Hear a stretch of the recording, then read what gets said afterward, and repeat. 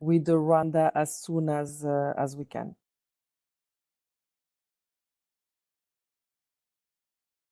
So we are now officially launching this event, as I just mentioned. Excellencies, dear colleagues, good afternoon, good evening, or good morning to who is with us on WebEx or is now watching the recording of this event. I am Diana Rizzolio, the coordinator of the Geneva Environment Network. Welcome to this event, launching a new report published by the Nordic Council of Ministers and authored by Karen Haubenheimer and Nico Uro, who we are delighted to welcome again virtually today.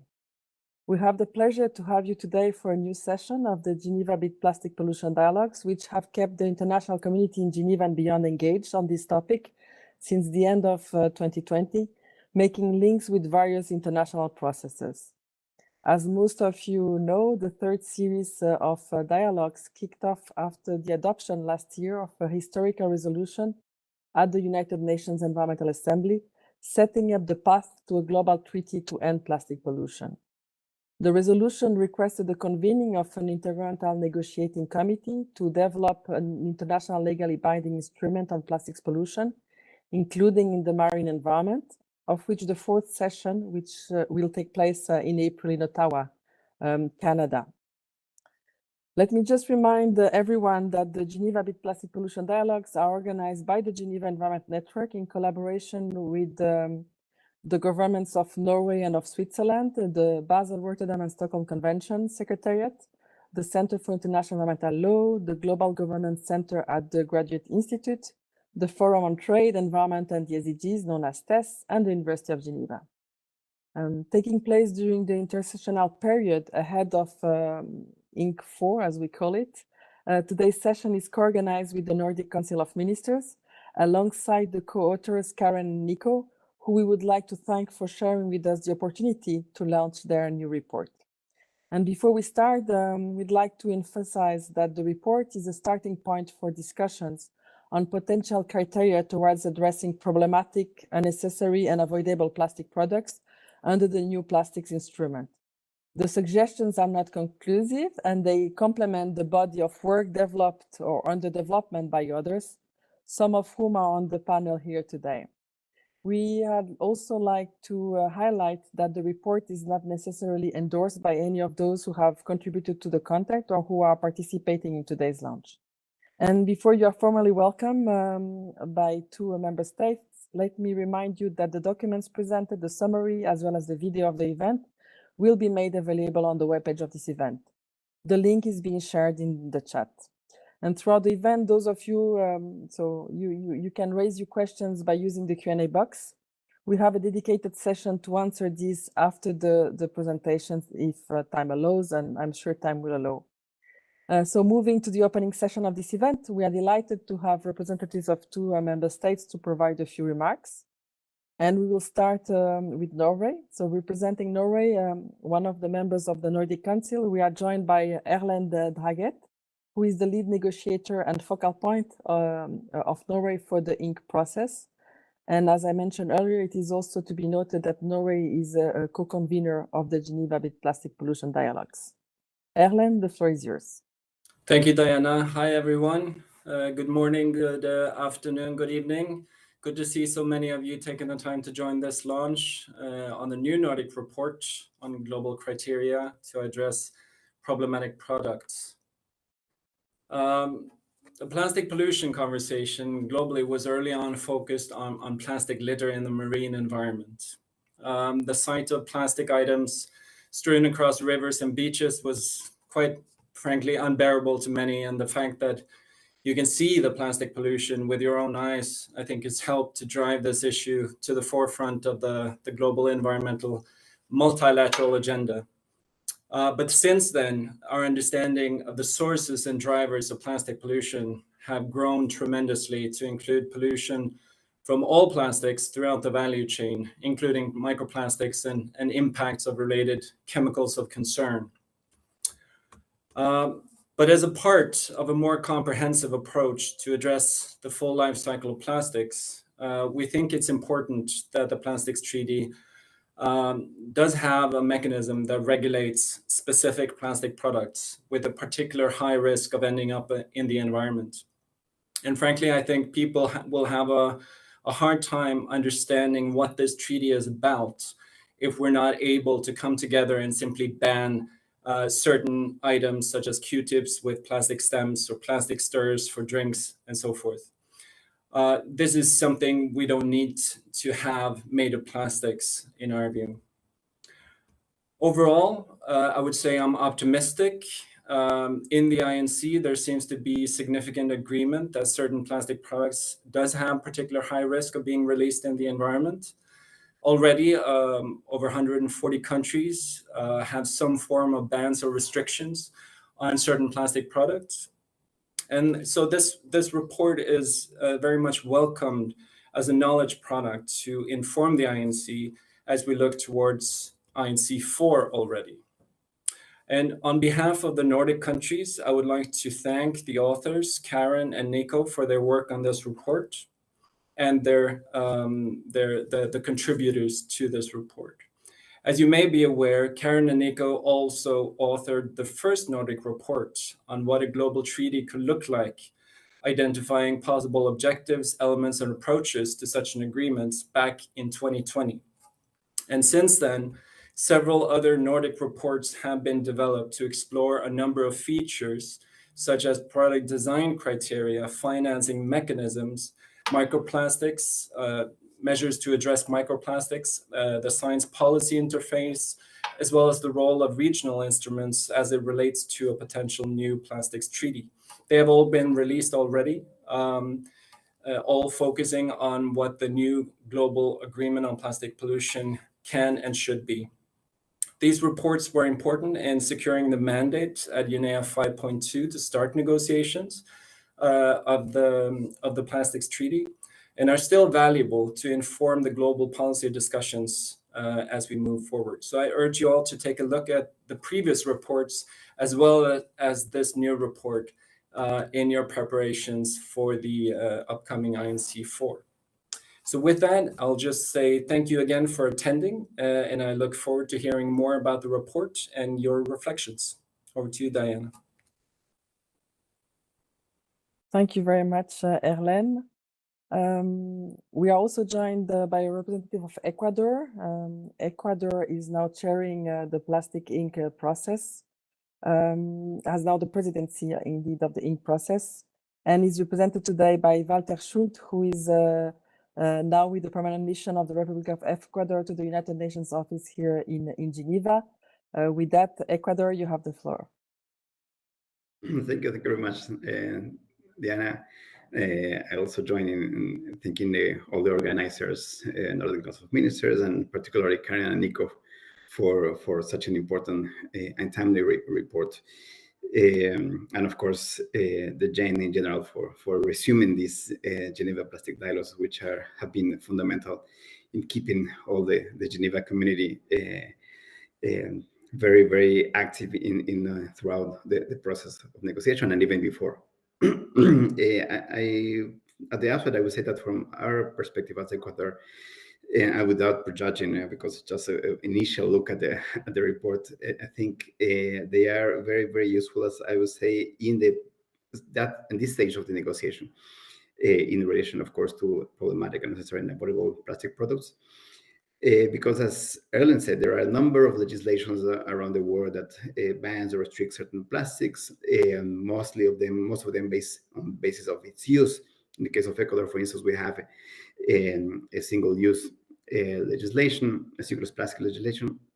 But in some other cases, there are some measures that can also be grounded on the other considerations, such as safety, sustainability, or even efficiency. At the same time, the revised zero draft, which I'm sure everybody has got very deep into it by now, includes among these different options either the obligation, the commitment, or the encouragement for parties to, in the future treaty, to reduce, restrict the production, sale, distribution, import, or export of XYZ plastic products listed in an annex of the treaty, on the future annex, and to identify the basis of certain criteria and within the specific timeline to determine those measures. The draft also established that such measures of reduction or restriction have to be implemented provided alternatives or substitutes are available, accessible, and affordable. Also, it provides an exception that when party has registered an exception for the relevant product, then it can be done. But it also has a very important provision or option that includes no limits for any party's abilities to enact bans or adopt even more ambitious criteria. Other options includes more specificities when it refers to plastics with a high risk of environmental leakage. That could be identified more in the national criteria. So these other options focus more on the national determination, I would say. That could be also guided by the governing body. And of course, again, taking into consideration the feasibility and accessibility of alternative plastics. This option, which again is more focused on national perspective, also includes a very important provision or element component, which is the determination of the means of implementation to support the implementation of such measures.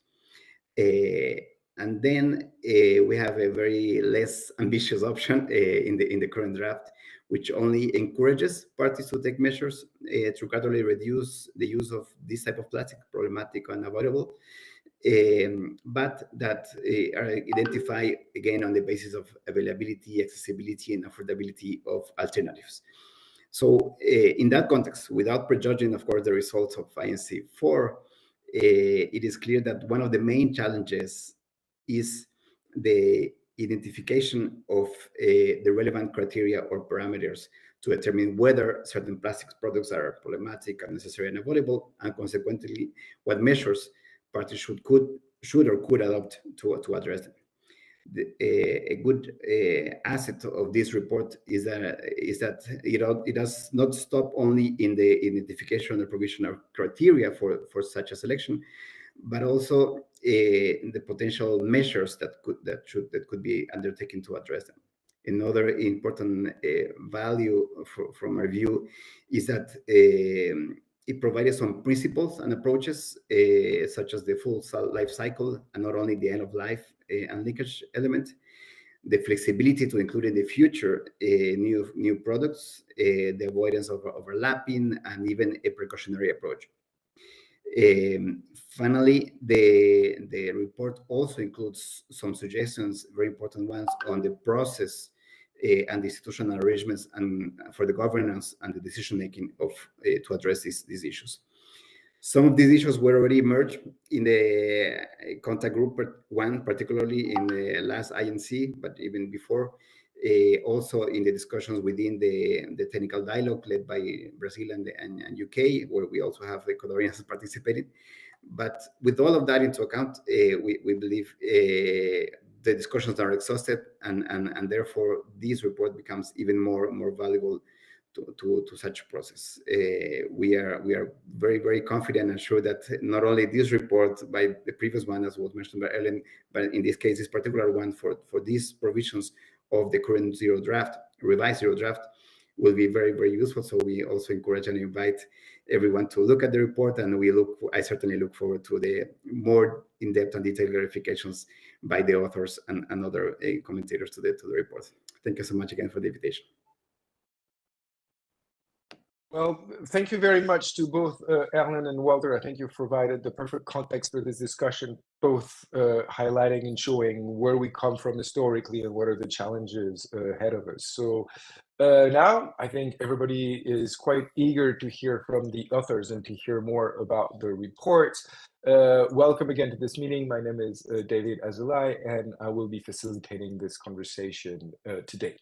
So with no further ado, I'd like to invite the co-author of this report. I don't think they need to be presented anymore, but still, I'll do that. Karen Robenheimer, who's a senior lecturer at the Australian National Centre for Ocean Resource and Security, the University of Wollongong, and Nico Uro, who is working as an independent consultant, but who is also known for all the work that he's done together with Karen in writing the the number of reports that were introduced before. So Karen, I think you're the one starting the presentation before you give the floor to Nico, right?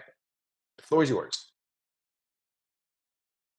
Thank you. If we can get the presentation on the screen, please. So while we wait for the presentation, I really just wanted to thank the Nordic Council of Ministers for their support and their funding for this project. Also to Diana and her team for organising the event. A very big thank you to the advisory group and those who assisted with the report. And also to those participating today on the panel, thank you for your time, for joining us. But surely not least, to thank my co-author Nico for all his hard work on the report. So with this report, we're really hoping to further the discussion on, firstly, the need for global criteria to be developed under the plastics instrument, and secondly, what those global criteria could look like with the objective of moving us towards sustainable management of plastics, of problematic, unnecessary and avoidable plastic products. So let's see if I can get this to move along. So for the, For the presentation today, we will firstly look at the structure of the report, so you know what you can find in it, and then also clarify the scope of the report. We'll look at the role of the global criteria under the plastics instrument, and then look at the principles and definitions used to guide the development of the potential criteria. I will then hand over to Nico to take us through the 3 sets of criteria, followed by some thinking behind the possible mechanism for listing products under the plastics instrument. Let's see if I can get it to move again. So looking at the scope and structure of the report, we looked only at criteria applicable to plastic products. These criteria covered the 3 classifications of problematic plastic products, unnecessary plastic products, and avoidable plastic products. And 1 set of criteria was developed for each classification.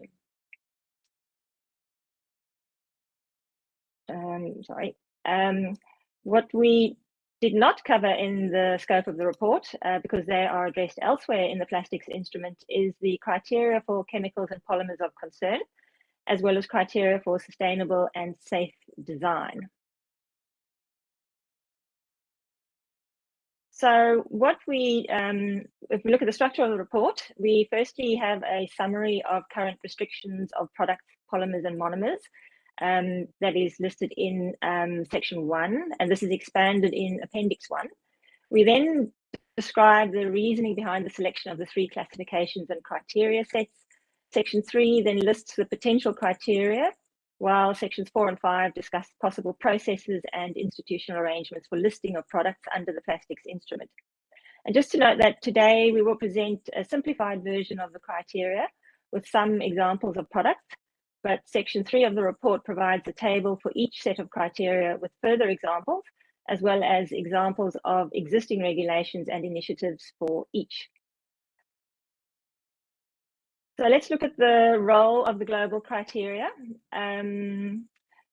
Firstly, we see 2 roles for these criteria. Firstly, by stimulating mandatory measures for listed products, and secondly, voluntary measures for non-listed products. So at the international level, criteria could provide the basis for identifying, nominating and listing products, potentially in annexes to the plastics instrument. But we felt it was also important to think about how to manage the many products that may not make it to a global listing, or that may take some time before they are listed under the plastics instrument. Therefore, at the national level, as Walter mentioned, countries could use the global criteria to voluntarily identify additional products at the national level that are not listed or regulated by the plastics instrument, and then take national action beyond the obligations established under the instrument. So this, sorry, there's a bit of a delay here, things are moving a bit quick. So to elaborate on this, firstly, on the left, mandatory measures would apply to products listed under the instrument. As we've seen under other instruments, once a product is listed, various control measures would apply to parties that would include bans and various restrictions. It may also include trade measures between parties to the instrument and with non-parties for listed products. And there may also be exemptions for specific products or applications on a case-by-case basis. And then second, on the right-hand side, as mentioned, all countries could use global criteria to voluntarily identify additional products not listed and strengthen national action beyond the global obligation established under the plastics instrument. But the figure also in the center shows a global database for candidate products. This could include information on products that countries have listed without an international obligation. Such a database can then be used to consider new product listings at the global level, and it can also help stimulate voluntary national action in other countries. And as mentioned, we have made a start to this database in Appendix 1 of the report. So also, as mentioned, in this database, we show that there's about 141 countries at the moment that have banned or restricted some form of plastic products, and 33 countries have banned or restricted one or more plastic polymers or monomers. In some cases, this applies only to particular applications. But in many cases, this action is limited to single-use plastics, and we know that we need to go much further than that. So next, we'll have a look at the principles and definitions that guided us in developing the potential criteria. We wanted to capture issues across the full life cycle of products. We wanted it to be sufficiently broad to include a wide range of products beyond single-use products and packaging, and be flexible to capture new products placed on the market in the future. We wanted to allow for differentiation between the three classifications to provide a clear pathway to distinct policy interventions for each. Also to avoid overlap with criteria for elements of concern and criteria for sustainable design, while providing the entry points for these sets of criteria. The control measures should also not be limited by a lack of available information or current technical and economic feasibility, because these barriers may be overcome within the lifetime of the plastics instrument. And importantly, we want to still stimulate innovation and not restrict ourselves to solutions that are only currently available. We also wanted to recognise the variation across countries in waste management services and leakage rates. So a high leakage rate in one country may not demand a global listing under the plastics instrument, but instead the criteria could promote a listing at the national level if the problem is specific to that country. And then to keep it a little bit simpler, we thought that the criteria could act in isolation and not require more than one criterion to be met. So you may have noticed that in this report, we've retained the three classifications of problematic, unnecessary, and avoidable. And this is different to the wording used in the draft text of the plastics instrument and also in some of the current reports and voluntary instruments. The reason we've kept the three classifications is to help distinguish clearly between the control measures for each regarding removal, reduction, and redesign. Go to the next one. Here we go. So we looked at the terms, and we know that we'll be defining terms under the plastics instrument, but for the purposes of this report, we looked at problematic plastic products as products which have adverse impacts across the life cycle of the product, applying to environmental and human health. And as you can see, this is purposely a broad definition, allowing us to catch a very wide range of products. We then looked at unnecessary plastic products as products with a function that is not essential because they do not provide significant added value to society. And finally, avoidable plastic products are those products with a function that is essential, but demand for the product can be reduced through non-plastic substitutes or alternate designs and alternate practices. So the goal of the avoidable category is not necessarily to completely remove the product from the market. We've seen these terms used interchangeably with unnecessary, but rather to reduce the need for to produce more of the product. And this is where the circularity approaches are important. So let's just go back one. If we look at this, or based on these definitions, we could create a simple design hierarchy, which also helps clarify the control measures relevant to each of the criteria sets. And here products could follow three pathways. Pathway 1 is where a product is assessed against the first set of criteria under the broader bucket of problematic. If determined to be problematic, the product is then assessed against the second criteria set for unnecessary, where we can ask if the product can be removed from the market entirely without needing to replace it with a non-plastic substitute or an alternate plastic. In other words, no product is needed at all.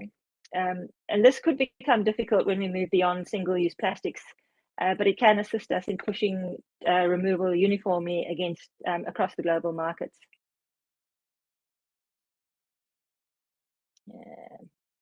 Move, all right. And then if the product does not meet the unnecessary criteria, it goes the next step down and is assessed against the third criteria set for avoidable. If it meets the avoidable criteria, it is replaced with a non-plastic substitute or an alternate practice that reduces the need for production of that product, such as the reuse business model. And then as for problematic products, this may require redesign of the product to ensure that alternate practices meet safety requirements for environmental and human health. So you can also see here that pathway 2 shows that products that are not problematic can be assessed to determine if they are unnecessary and therefore be removed from the market. Similarly, pathway 3 again shows that the products that are not problematic can be assessed to determine if they are avoidable, which can then lead to replacement and or redesign. And then finally, just to show that the control measures for firstly removal of unnecessary products from the market or the replacement of avoidable products and the redesign of those products that will stay on the market, these can all contribute to the goal of reducing production of plastic products. And out of scope of this report, but closely linked, the criteria for redesign of products would help achieve the ultimate goal of sustainable and safe management of plastics.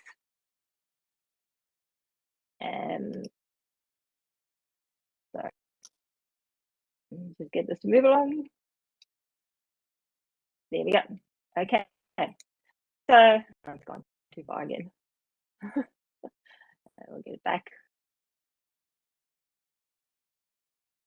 Someone able to move it back again?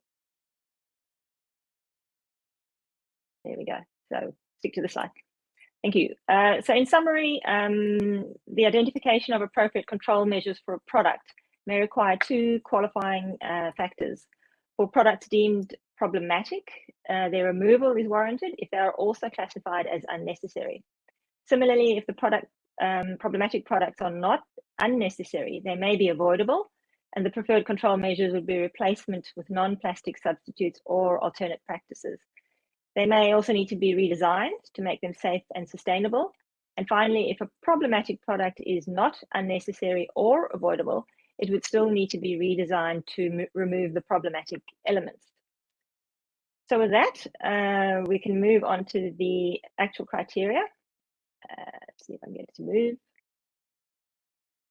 And I will hand over to Nico to take you through the criteria. Thank you. Thank you, Karen. I will go now to the very core of the report, the vertical foundation, and then provide some examples of concrete plastic products. Next slide.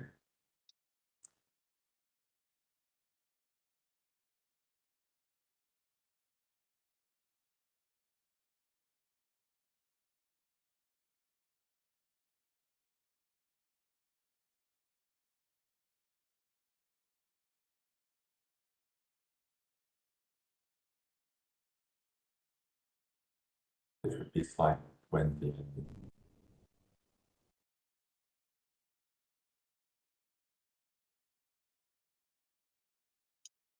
Yes. Someone able to help us get it back to the right slide? It's the right slide now. So first we have identified 9 criteria for problematic plastic products grouped in 4 bigger clusters.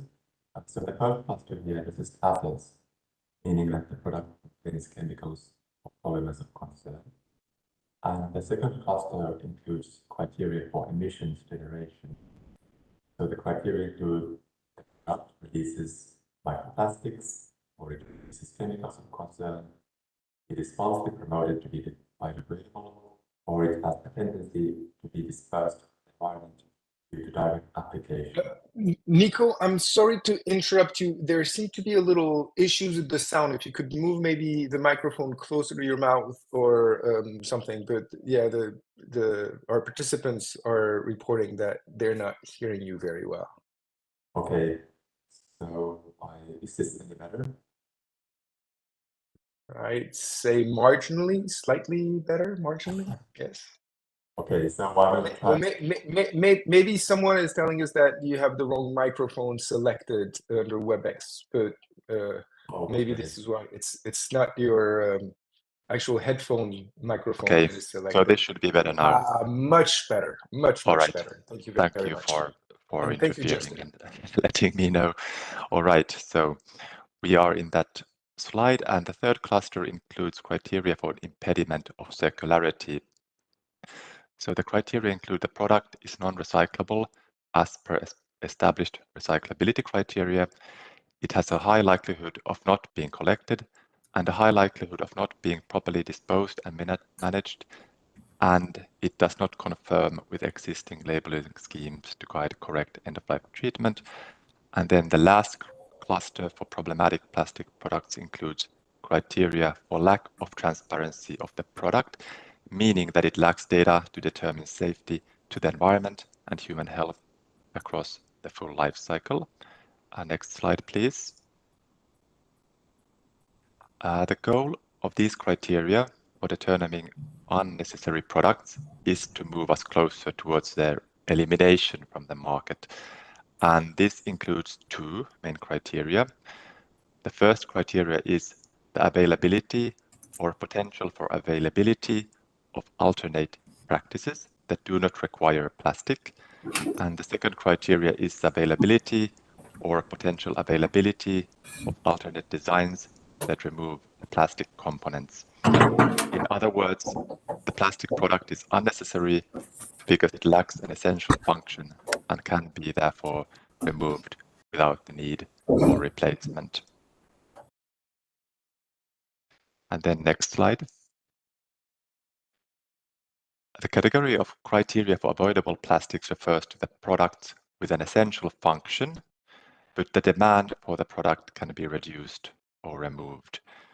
So the goal here is to move us closer toward a reduction in the need to produce plastic products from primary materials. In other words, to avoid the need for primary materials. And this includes three criteria. First, availability or potential for availability of alternate practices that reduce the need for the new versions of the products in its plastic form. Second, availability or potential for availability of non-plastic substitutes that reduce the need for the product. And third, availability or potential availability of alternate designs that reduce the need for new versions of the product. So this means that, in other words, the product is avoidable if alternate practices, alternate designs, or non-plastic substitutes are available to then replace them. And next slide. So here, next, I will give you some example of plastics products to show how they fulfill the criteria, focusing on a couple of single-use plastic products, packaging, and plastics products applied into the environment. Next slide. So let's take the example of a plastic-coated paper cup that is problematic for several reasons, according to the criteria. First, a recent study shows that the inner plastic coating releases large quantities of microplastics into beverages. Also, of course, the same applies for cups made entirely out of plastics. And second, in this case, the layering of paper and plastics impedes circularity. And third, it is problematic because it also likely releases chemicals of concern. And this cup is also avoidable, meaning that the function of the cup is essential, but it can be replaced with non-plastic substitute, such as a glass or ceramic or metal cup. Next slide. So let's take another example, a tea bag made from plastics. This is usually either nylon or PET. The product is problematic as research shows that steeping a plastic bag in hot water releases billions of micro and nanoplastics. And it's also problematic because it may end up contaminating compost. The plastic tea bag is also avoidable, meaning that it has a certain needed function, but it can be replaced with a non-plastic substitute made of natural fibers or alternate practices like using a metallic infuser. Next slide. So plastic packaging for fruits and vegetables can in many cases be excessive and unnecessary, leading to both unnecessary plastic waste and increased food waste. It is unnecessary because in many cases no packaging of the product is needed, so loose sale of fruits and vegetables will reduce this unnecessary packaging. Next slide. So other unnecessary forms of plastic packaging include empty headspace. The headspace part can be removed, and some secondary and tertiary packaging as examples. Next slide. Let's go to plastic products that are directly applied to the environment with a few examples. This includes, of course, many agricultural products such as mulch films, nets, storage bins that have led to the accumulation of large quantities of plastics in agricultural lands. So plastic-coated fertilizers, also known as controlled release fertilizers, are currently used as the main fertilizer when it has a coating, and it's usually from petroleum, and it's usually also non-biodegradable. They are problematic because over time they start to accumulate in the soil and cause many types of harm. The plastic coating is also unnecessary in its non-biodegradable form, given it can be removed completely. But then again, should the function of the coating be deemed essential, it may rather fall under avoidable and be replaced with an alternate design using non-plastic biodegradable coatings, or, for example, fully biodegradable plastic coatings. Next slide. The plastic mulch, as shown here, is also problematic as it degrades over time, leading to residues that damage crop yield, plant height, root weight, and soil properties. And it is avoidable, meaning that it has an essential function, but can be reduced with alternate practices such as using hemp mulch mats and by redesigning mulch to be thicker than 10 microns, so it can be reused or recycled. And then the next slide with the last example, and I hope this kind of explains the very theoretical criteria. So this is an example of artificial turf, indeed, that is also problematic because it contains chemicals of concern such as PFAS. It's also problematic due to the generation of emissions, since they include granular infill materials consisting of microplastics that are released to the environment.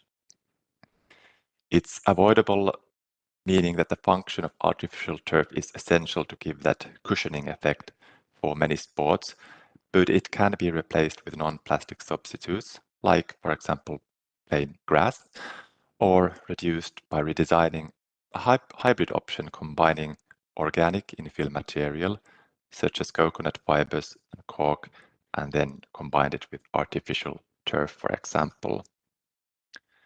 And then coming to next slide, please. And then we go to procedures and mechanisms for listing.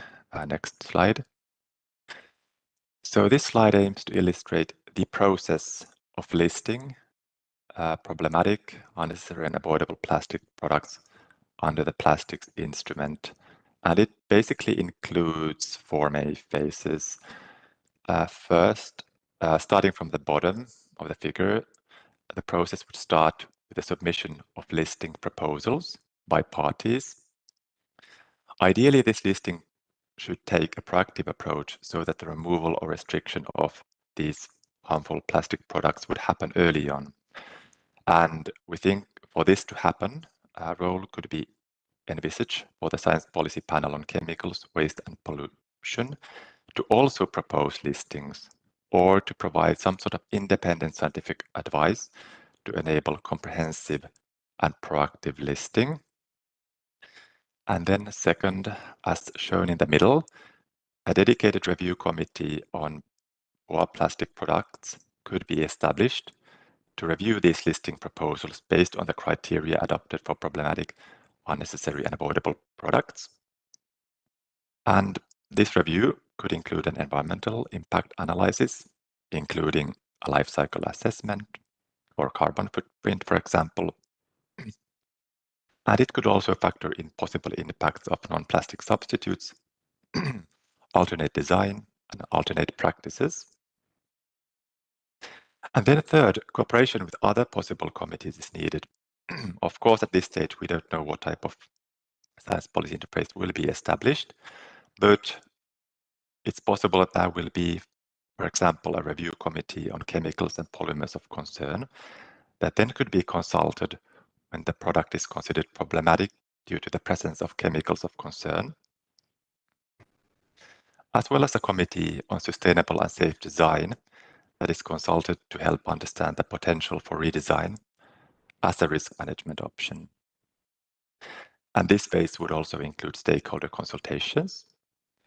And fourth, then lastly, the governing body would take a decision to list the products, informed, of course, by the recommendations from the review committee. And then coming to the last slide and the conclusions, very general conclusions. So the model that we have presented aims to provide this flexible approach to capture both existing and new or plastic products.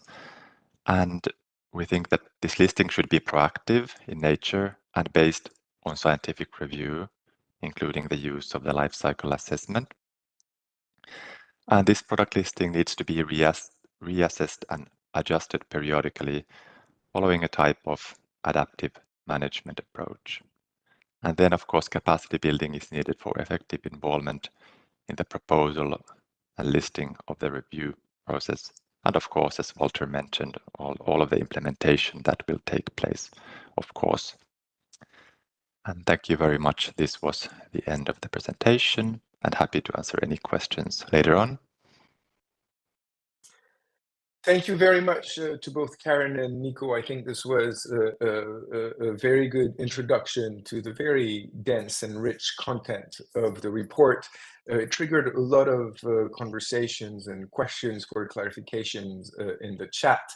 We will be taking we'll be hopefully having a Q&A session at the end of that webinar after the panel conversation.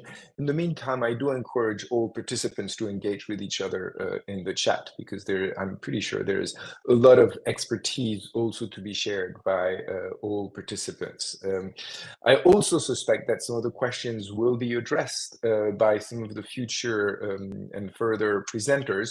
And now I'd like to give the floor to Lorenz Mila y Canals, who is the head of the Life Cycle Initiative Secretariat at UNEP, and who I already know, I haven't seen your presentation, but I'm pretty sure that some of the points that you're going to make are going to address some of the questions that were raised in the chat. So please, you have the floor. Thank you very much. Thank you very much, David, for the introduction. And indeed, at least I will mention life cycle assessment. So you can always count on that.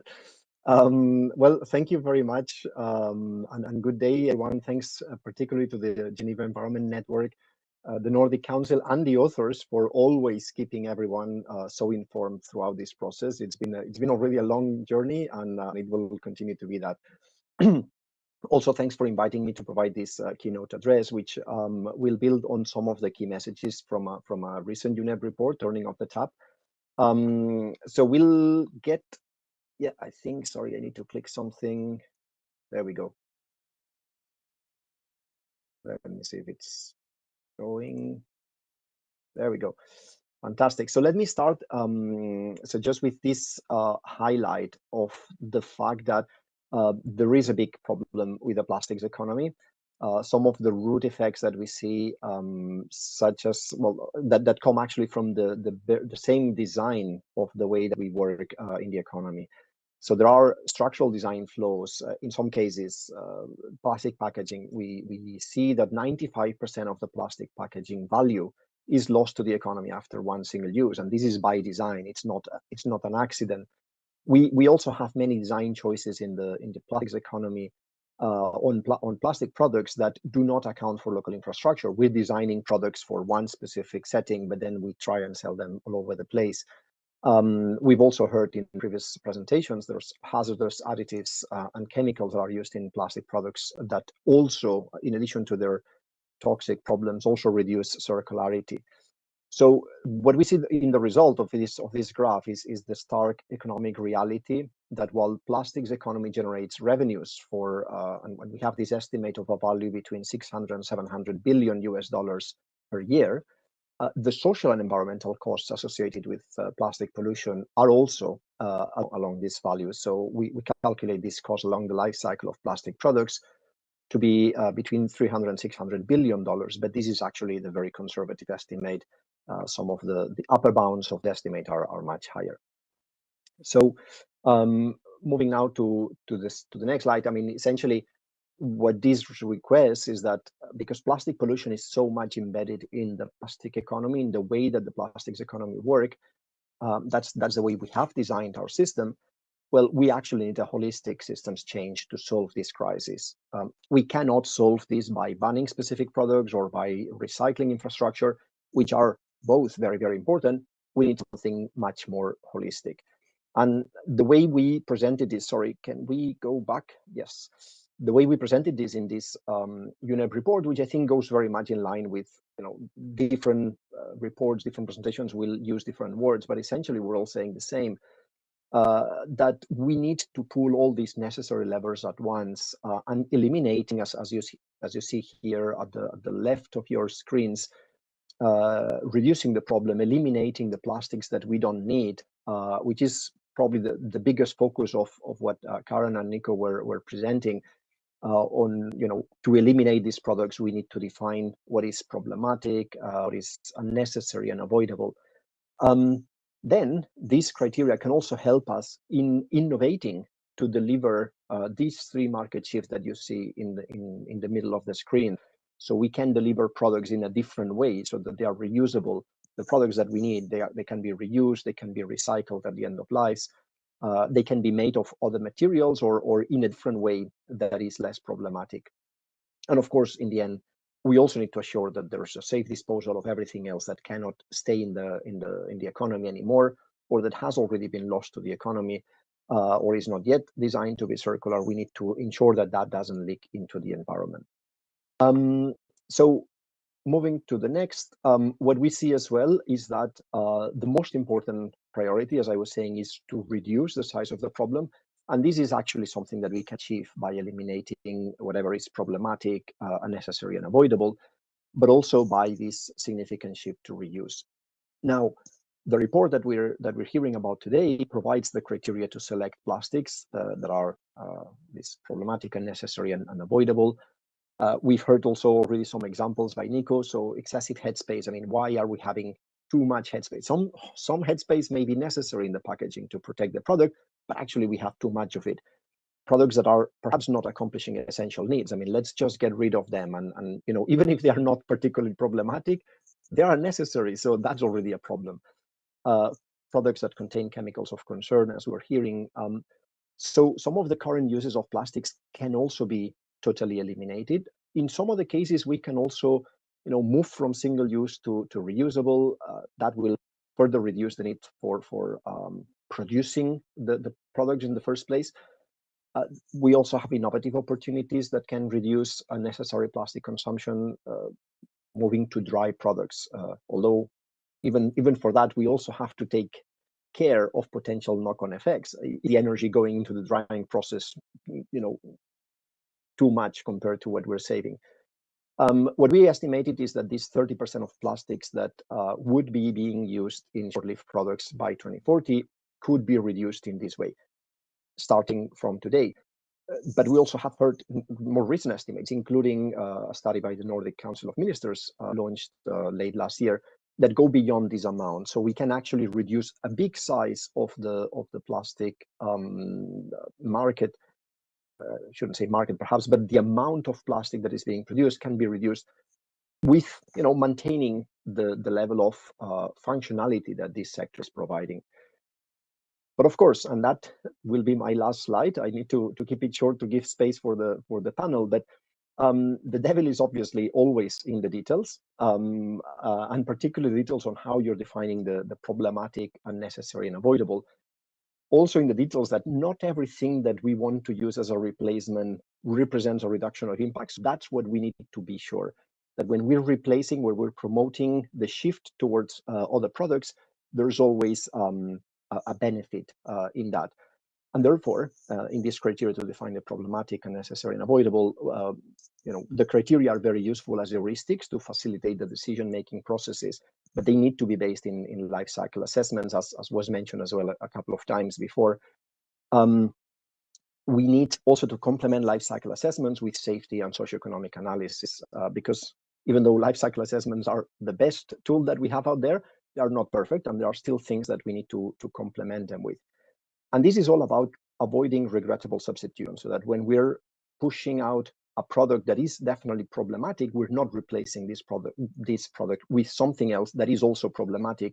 Perhaps we're changing the problems, perhaps we're simply conveying them to other parts of the life cycle. And to be clear, I mean, many times we're already saying that plastic is a problem in itself many times because it shouldn't be in the environment when plastic is leaking in the environment, but not all replacements that are not plastic are better. So I'm just maybe insisting too much on that, but it's important that we take this approach very, very cautiously in pushing this forward. Life cycle approaches are also required by the UN resolution. So just insisting that this is an element important in everything that is being pushed. And perhaps as was suggested, I think in some of the last slides by Nico, maybe this is something that can be taken by the overseeing scientific body. What kind of enabling conditions would be required in order for these life cycle assessments to be fully comparable, etc. So these are elements to take into account.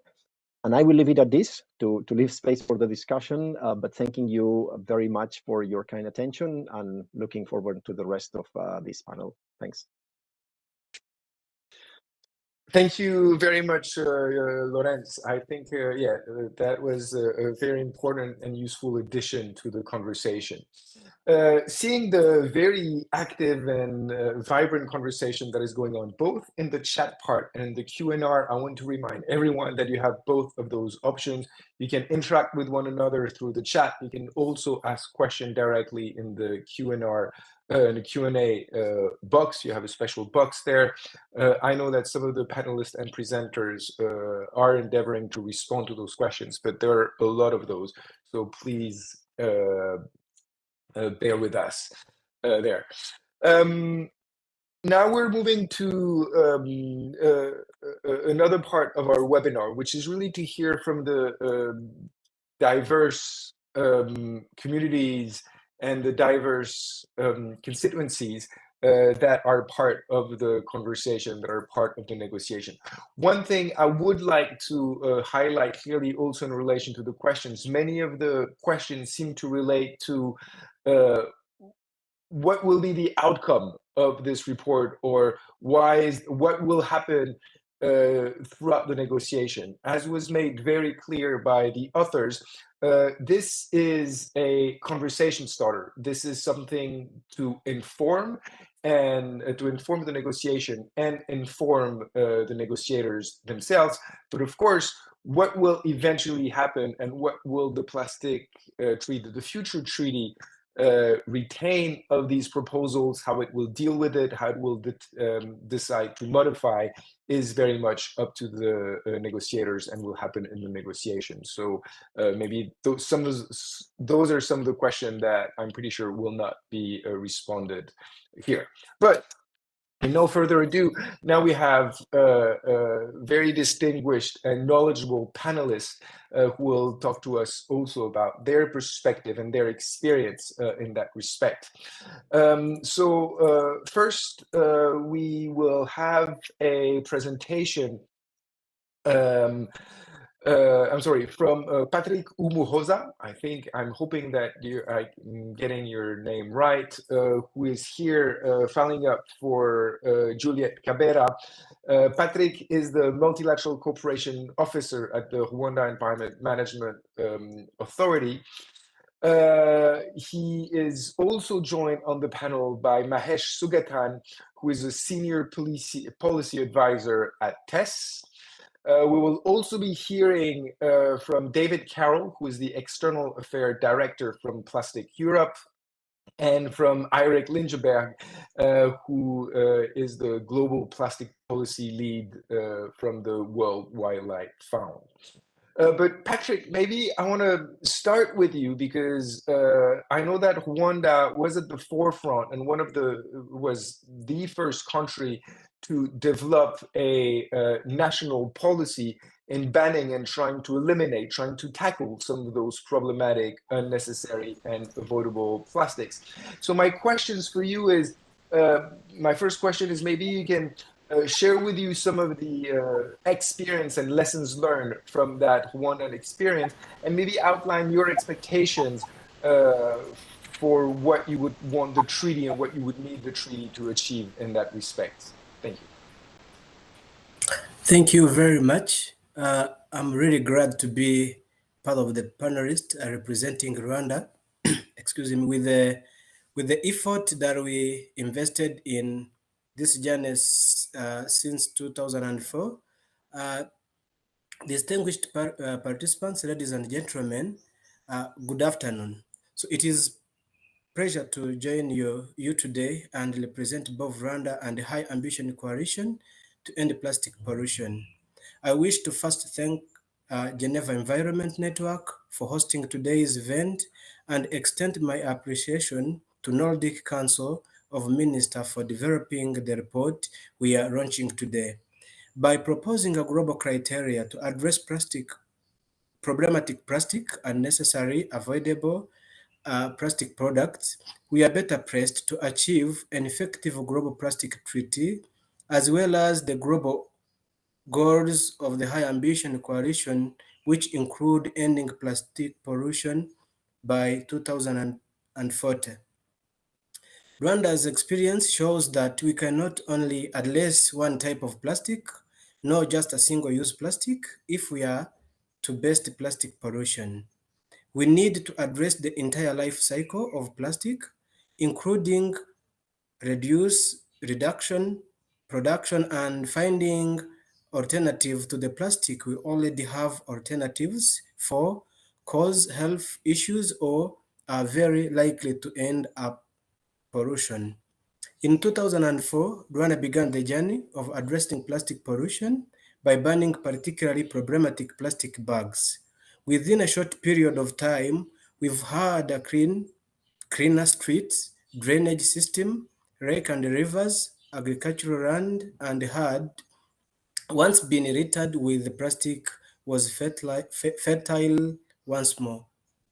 This brought popular support for the ban and enabled us to extend it to the other type of plastic bags.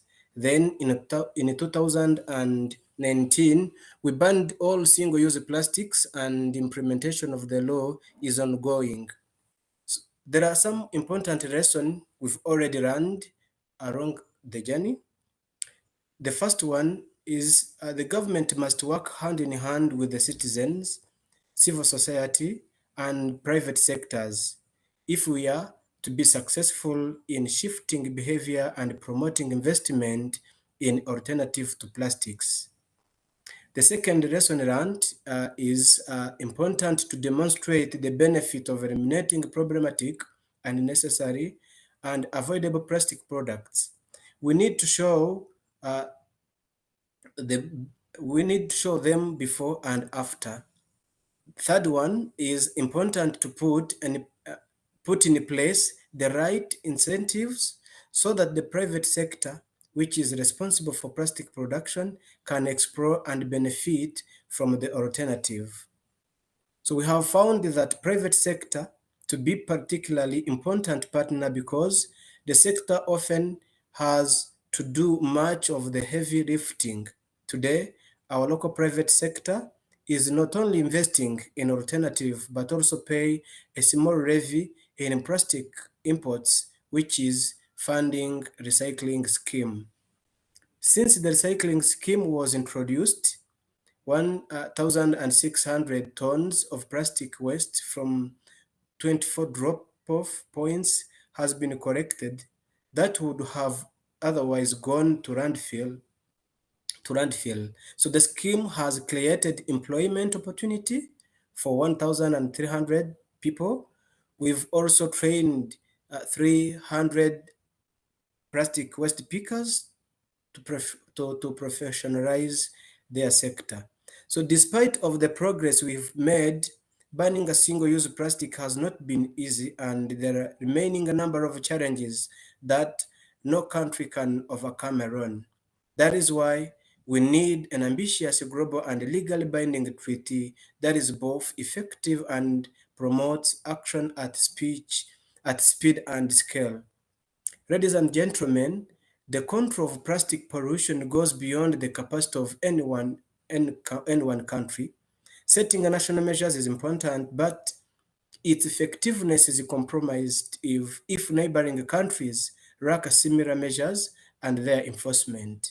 That is why we are putting our hope in a legal binding plastic treaty that will unite the global community around the common solution to address the problem we are facing today.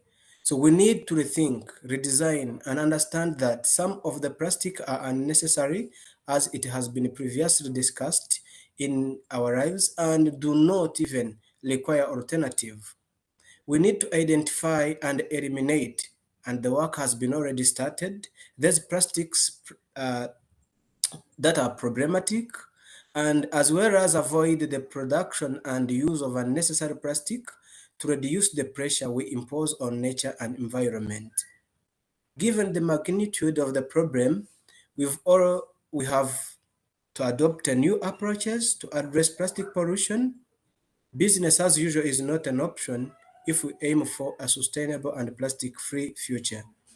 3 pathways outlined in Nordic Council report can guide us towards a plastic pollution-free future and provide valuable insight, introduce into our environment, and work to develop a legally binding plastic treaty. So the report marks accumulation of the great effort put forth by the members of High Ambition Coalition, collectively aiming at ending plastic pollution by 2040. This collaboration commitment is a testament to our shared dedication to a cleaner and healthier planet. I really appreciate for this opportunity. Thank you very much. Thank you very much, Patrick, for sharing that very enlightening and very encouraging experiences, but also highlighting some of the challenges. Mahesh, I want to talk to you next because I know you've been looking very much at the trade aspect of some of the discussion around this. And we know that, including in Geneva, the trade institutions, WTO, is very active in this respect and has been working quite a bit on substitutes and alternative.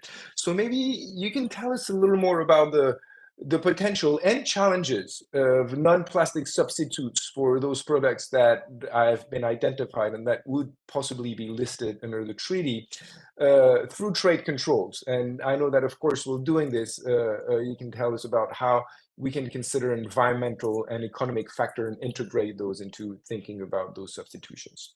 Thank you very much. Okay. Thank you, David, and good afternoon, and thank you to the Geneva Environment Network for inviting me to this panel discussion. Well, first of all, let me congratulate the Nordic Council of Ministers on the launch of the excellent and timely report on addressing problematic, unnecessary, and avoidable plastic products. In particular, and from a test perspective, we are pleased that the report also notes that trade-related measures are among the mandatory control measures that could be deployed to address listed problematic, unnecessary, and avoidable plastic products, including between parties and non-parties. I would also like to briefly highlight for the audience that for those interested, the TESS has published a policy brief that is also cited in the Nordic Council report, where we look at the experiences and potential for trade-related measures and cooperation to support the restriction and elimination of PUA products, which I can share with all of you in the chat. On substitution, I'd like to specifically highlight a couple of considerations. One, obviously, is that as the Nordic Council report notes that substitution through non-plastic products can play a key role in addressing the challenge of replacing avoidable products together with alternative designs and practices. Now, Pew has also noted under their system change scenario that a substitution option could significantly reduce marine plastic pollution by 2040. So they estimate, for example, that replacing plastic with substitutes such as paper, coated paper, and compostables could cut plastic waste by 17% or 71 million tons by 2040. Now, the relevance of substitution is recognized not only in the draft plastics treaty, and also the INC members have highlighted in their submissions a number of references to promoting non-plastic substitutes, but it has also come up very significantly in the dialogue on plastic pollution at the World Trade Organization, which involves 67 WTO members. We started by 67 members, and now it's the membership has grown to 76. So there are a number of references in the ministerial statement on the dialogue of plastic pollution, which calls for sharing of best practices and experiences in promoting environmentally sustainable and effective substitutes and alternatives, as well as identifying technologies for environmentally sustainable and effective substitutes and alternatives. The text also provides references for supporting developing countries in their efforts to expand trade in environmentally sustainable and effective substitutes and alternatives, as well as developing local capacities. Now, here it's relevant to note that in the statement, effectiveness is qualified both by cost and function. So they say that both it should be cost effective as well as functionally effective. So that is sort of a criteria that has been introduced in the DPP. Now, the other thing to consider is that when we are talking of non-plastic substitutes, there are diversity of materials that can be considered. And fundamentally, there's also a distinction that needs to be taken into account between non-plastic substitutes and plastic alternatives or alternative plastics, because a lot of the stakeholder community out there often get confused between the terms. So there are a lot of, there's no officially accepted or universal definition, but a number of organizations have come up with definitions. And in this context, I'd also like to particularly highlight the definition that has been mentioned by UNCTAD, the UN Conference on Trade and Development. So non-plastic substitutes, according to UNCTAD, include non-polymer natural materials from mineral, marine, plant, or animal origin. Examples include natural fibers, agricultural waste, other forms of biomass. To be considered candidates for promotion, these substitutes should also have lower environmental impact along their life cycle. They should be biodegradable, compostable, or erodible, and should be suitable for reuse, recycling, or sound waste disposal as defined by national, regional regulations or internationally agreed definitions. So there are a lot of different definitions out there, and I think it's very important to have a sort of a common terminology, common understanding of what we mean when we speak about non-plastic substitutes, as well as what we mean when we speak about environmentally sustainable, functionally effective, those kind of terms should be clarified. Now, the other important thing, obviously, is that when we are looking at properties of non-plastic substitutes, Lauren had already mentioned life cycle considerations, which are very important. Now, the application and use case for these can be very context specific and vary from country to country. So, for example, as already was mentioned in the chat by people that, in many cases, the infrastructure may not exist for reuse and refill models. So, so should we consider a different solution in country situations where these infrastructure doesn't exist? And should we be looking at sort of non-plastic substitutes, and which ones would be preferable? So the definitions is, as I mentioned, will be important. So in the context of the WTO discussions in the dialogue on plastic pollution, delegates have already made references to the need to develop a number of definitions of specific terms which have been used in regard to plastic substitutes, such as plastic alternatives, reusability, compostability, recyclability, and biodegradability. In addition to these, I would say that promotion of plastics, non-plastic substitutes is one side of the coin. So obviously you would have measures that look at reduction of problematic, unnecessary, and avoidable plastic products, which in turn, those measures could indirectly incentivize a lot of these substitutes, but then you would have this additional layer of measures or regulations that might be needed to promote the right kind of non-plastic substitutes. So this is really where I think the additional filter, the additional regulation, the need for regulation comes in.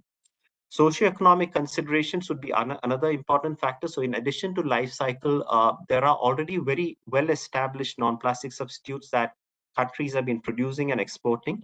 So one could think about, for example, what are commonly termed as JAX fibers: jute, abaca, coir, kenaf, and sisal. These are well-established in terms of packaging material made from natural fibers. And countries have already been, looking at, say, exporting certain commodities, cocoa beans and coffee in jute bag packaging, rather than opting for the polypropylene packaging.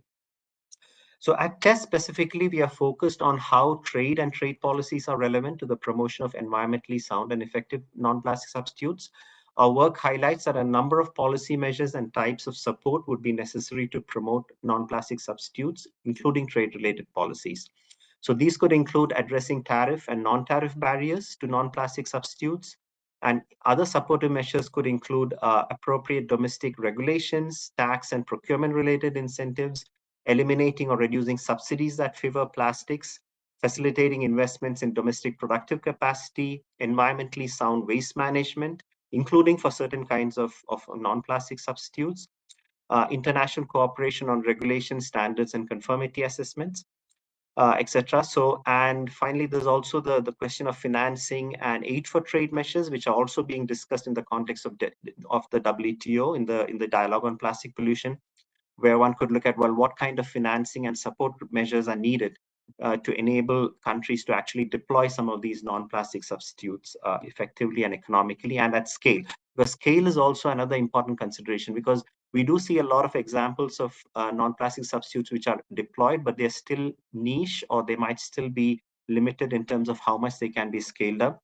So the question is whether that niche segment would be sufficient, or whether we are actually looking to scale a certain non-plastic substitute up globally.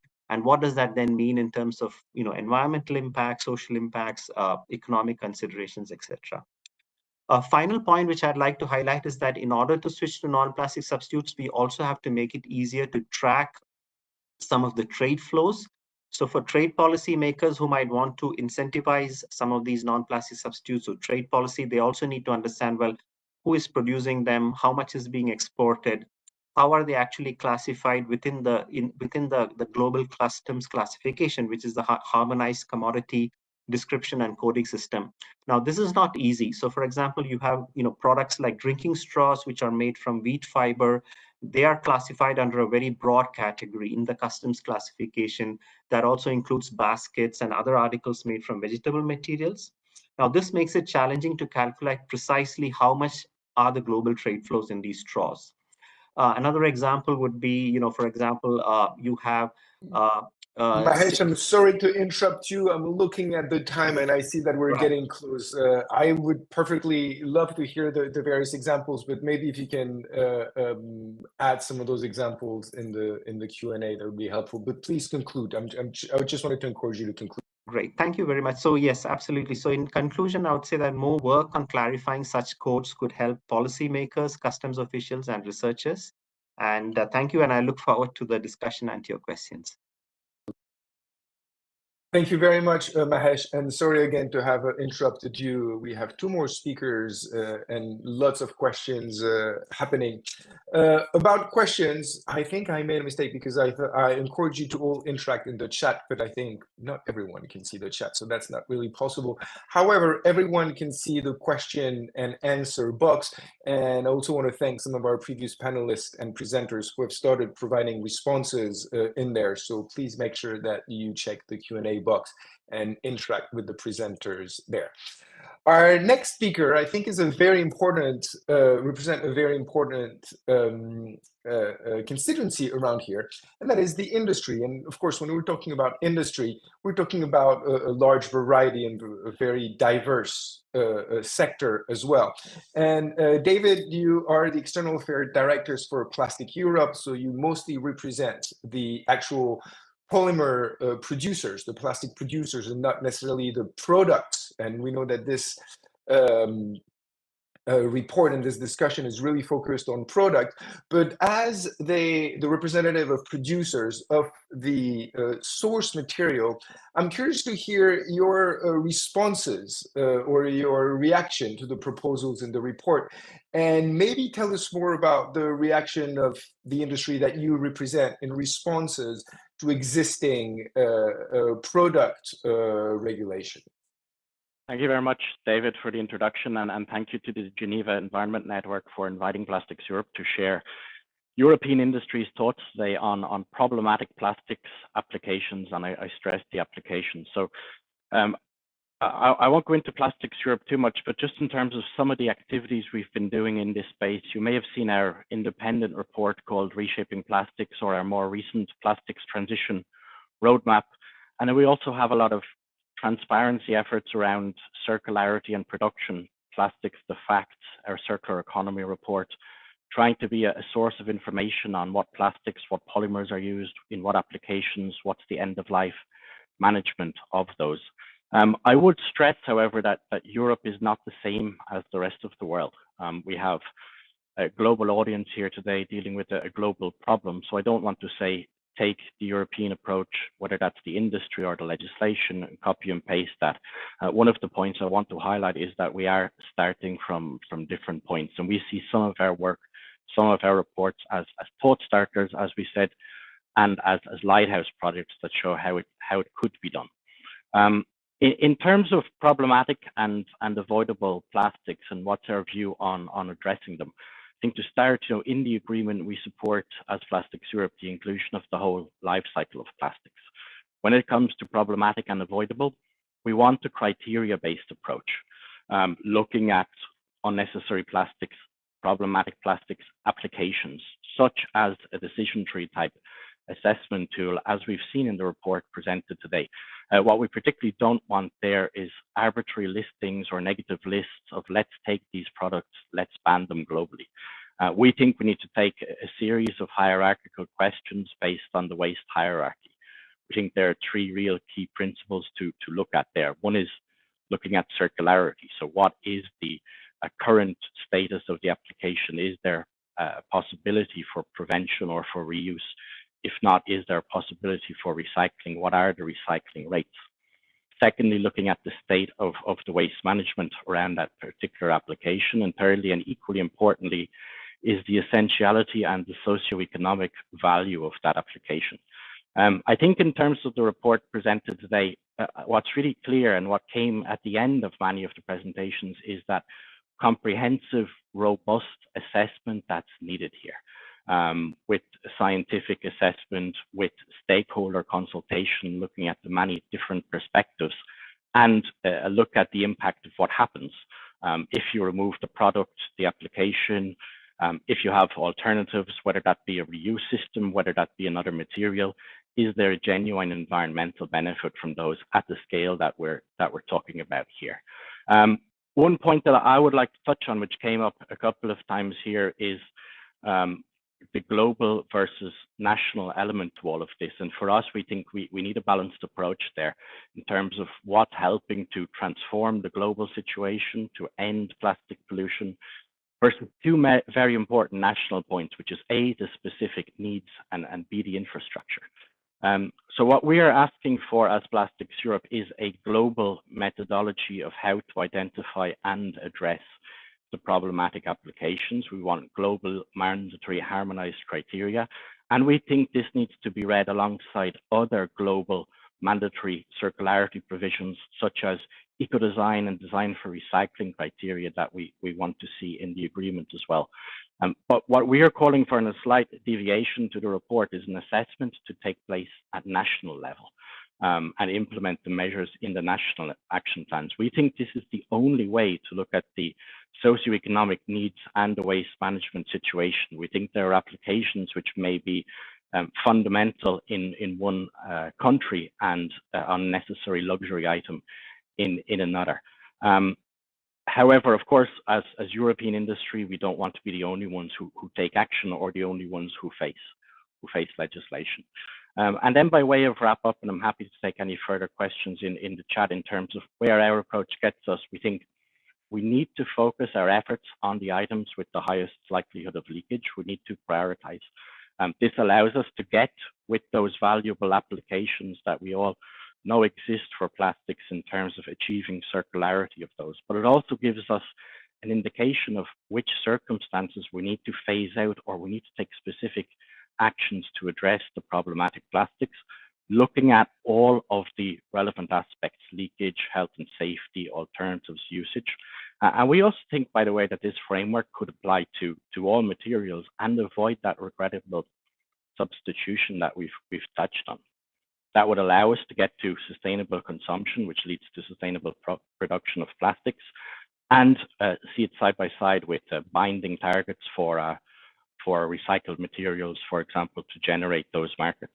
Of course, I speak on behalf of industry, but what's also really important is that we need to create a positive investment climate. We need huge investments for this transition. Our plastics transition roadmap looks at a minimum of 235 million above business as usual in terms of the European dimension of this. So what industry really wants to see is impact assessed, science-based policy, not arbitrary decisions to ban X, Y, Z, particularly without looking at the assumption, at the alternative. That will just erode business confidence. It will just be a brake on innovation, and we will just think, okay, there's no incentive for us to invest here. Final point then, of course, we do need monitoring and data availability. What is actually being used, what's actually ending up in the environment. So by way of conclusion, very much appreciate the thought starter nature of this, and very much open as European plastics producers to engaging in this dialogue and exchanging views on how this huge problem can be best addressed. Thank you very much. Thank you very much, David. And to be fair, I would love to spend at least an hour with each of you, the panelists, because both to address the questions that are in the Q&A box, and I have my own sets of questions for all of you. But we still have at least one speaker and closing word, and we're getting very close to the end. So, Eirik, you're the Global Plastic Policy Lead at WWF.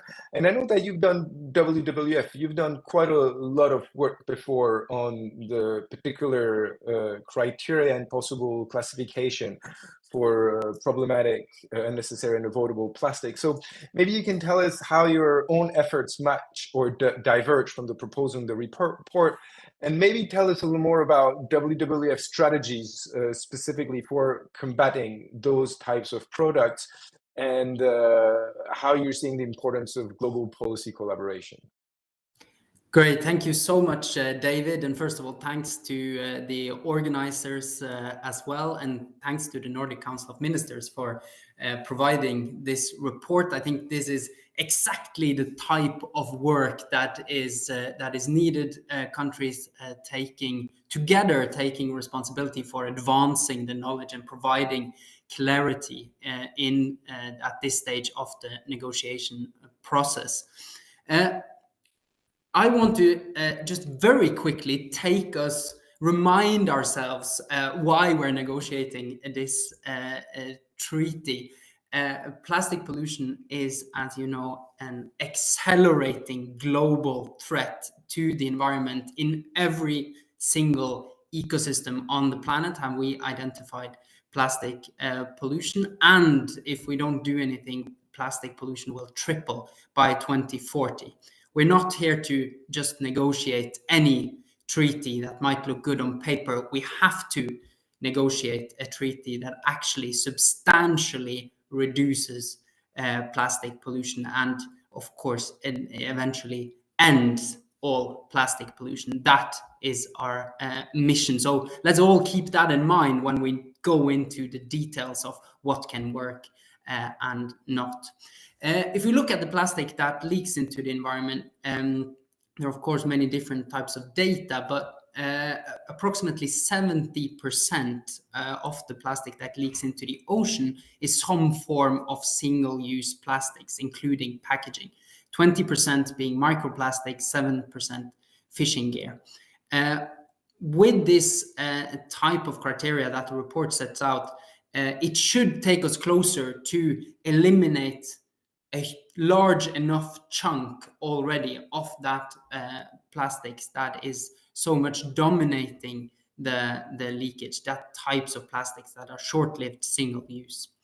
WWF is doing a lot of work. We're present in about 100 countries around the world. We're doing a lot of work on the ground, in particular at the city level and in Southeast Asia and in Africa, trying to provide communities and work with communities to set up solutions for solving the plastic pollution issue. And the big experience coming out from there is that that is definitely an uphill battle.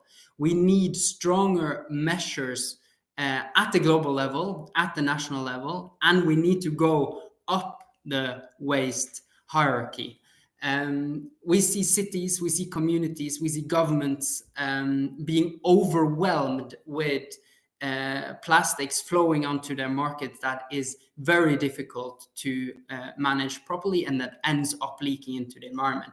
So going up the waste hierarchy, and I would like to remind everyone of the waste hierarchy, starting with prevention and avoiding types of plastics, and that's exactly what this report can maybe help us doing. We need at the global scale to phase out and eliminate problematic, unnecessary and avoidable products, materials and chemical additives. And I think this report is a very important contribution to taking us one step closer to providing that technical clarity we need in order to do that. We've done some work previously, as you referred to, David, and I think there is quite a lot of overlap or linkages. I think we've come to some of the same conclusions, and it's great to see that the work is advancing on this field. We set out, based our analysis on high-risk plastic products that we define as a function of the hazard, harm a product is causing, and the probability for it leaking into the environment. And I think both those elements are also in the criteria list of this report. So it's good to see that we come to the same conclusions. We also divided plastic, broke down into product groups, and I think we're now with this tool also provided with a framework for continuing that, breaking it down, making sure that the measures in the treaty are specific enough, and that it really goes into eliminating the products that we need to eliminate. I think to wrap it up very shortly, I think exactly that's what I was about to say, David. I think I'm very happy to take any questions. I think this provides us with a good starting point. I think it is absolutely essential that the treaty establishes, it's a kind of a minimum requirement for the treaty for me, that it eliminates, it establishes global bans on the most problematic, unnecessary and avoidable plastic products. And I think there are already enough knowledge to find large groups of products that would merit a ban on a global level, not only at the national level. And I think a lot of these policies are much more effective and much easier to implement, in particular for countries in developing countries, in the developing world, if it is done at a global level. So thanks a lot all. Thank you very much, Eirik, and I'm very sorry that we won't have time for an extended Q&A, either with the panel or the presenters, but really do look at the Q&A box, because our presenters and panelists have started addressing and responding quite a number of the questions. The other questions can always be directed at the panelists and presenters themselves. For closing, I want to give the floor to our two opening speakers as well, Erland and Walter. You've given us a very good overview of the historical way, where we came from and where the challenges that we're now faced. Having listened to that conversation and those presentations, maybe if you can give us a final encouraging word of encouragement for the work ahead of us, or for the month ahead of us in that respect. Thank you, David. Just a brief reference to actually the last speaker, because Eric was saying very rightly that we are not in the phase of any other negotiation process, any other treaty that's been developed, but really to one that is addressing several cross-cutting issues and a threat that is still in time to be stopped in terms of pollution. So to make use of this tool, of this report, we have other additional reports, studies that are being undertaken, but let's perhaps start making real use of that into the negotiation, either if you're participating as a member state, as we are, either as any other channels, including the linked forums such as the SPP, the discussions under the WTO, under the BRS as well, and now even a WHO entry point that we introduced with the resolution there. So just to encourage everyone to really make a strong use of this tool without prejudging and with keeping the conversation negotiation. But we have not too much time until INC4. So everyone is very welcome and invited to get deep into this report and make use of these suggested options of criteria for the selection and termination of an avoidable, problematic and unnecessary plastic products. Thank you. Thank you very much, Walter. Erland? Thank you very much, David. Thank you to all the speakers. This was really exciting discussions to follow, I must say. And I want to say that I agree with those speakers saying that we need to pay attention to the big picture, what we're doing, how this discussion relates to the overall picture in terms of effectiveness and so on. But we also need to be able to dive deep into a specific part of the treaty and have that discussions in order to advance. So I really appreciate this conversation and the report. I heard unison support for developing global criteria and an approach to identify possible measures for specific products. I also heard the need for flexibility at the national level for some that is important, but I also heard the need to have a common approach for specific products for the business sector to be able to have a level playing field and transition in the direction that we need them to go. So I think for us in the INC, this is a balancing act that we need to take very seriously, and this will impact our discussions going forward. Last point I want to make is the timeline. We have very little time both to end this webinar, but also in the INC. We need to be we need to pay very much attention to what we need in the treaty text now, what in terms of specific regulation, specific obligations, but also the mechanisms that will allow us to strengthen our approach over time. And in this regard, talking about criteria and specific products and the need for life cycle assessment of different products in different contexts and so forth and so on. This is a long-term approach, and we need to have a place within the treaty that allows us to understand how this is going to work over time. That is why Norway proposed establishing dedicated programs of work at the INC3 in Nairobi. This is our preliminary idea on how this strengthening can happen over time, and is very much relevant to the discussions here today. So I just want to mention that, and we'll come back with more information on our thinking on that at INC4. But thank you so much to the moderator and everyone attending. Thanks. Thank you very much, Erlen, and thank you all very much also to Jen for organizing this conversation, which, based on how vibrant the conversation has been in the chat and Q&R, is thoroughly needed. Thanks a lot to all of the participants who have actively engaged around there, both for asking the questions and for providing responses to at least as many questions as possible. The one thing I take from that discussion part from all the content criteria is the appetite for the decisions to be made around this, and the appetite for moving forward and for finding a solution. Thanks a lot, Erlen, for your point about the challenge around the timeline, and maybe we can think about what needs to be decided in the context of the INC and what will the future COPs be able to take on, provided that they're given the appropriate mechanisms and tool to act on this. So I think this is a good message of hope to take us forward. Diana, I'm going to give you the final words to close and give us some more information about what future excellent webinars and conversation Jen will be supporting and presenting very soon. So thank you very much to all. Diana, you have the final words. Thank you very much, David. Thank you also to you for your moderation. Thank you. I join everybody in complimenting to all those who made this event possible, the attendees, and those who will later watch this event. I just wanted to flag some upcoming events. Next week, we have a high-level briefing in preparation of the 6th session of the United Nations Environment Assembly.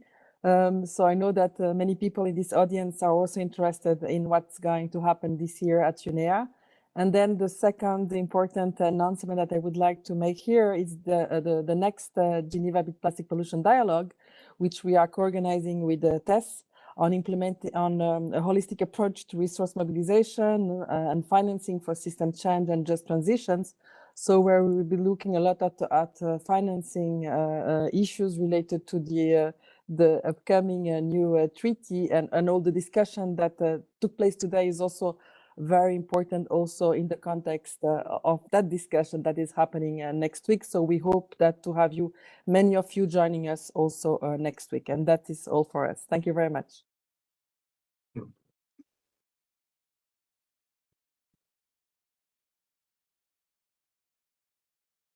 Bye, everybody. Bye-bye. Have a good Thank you very day. much. Thanks.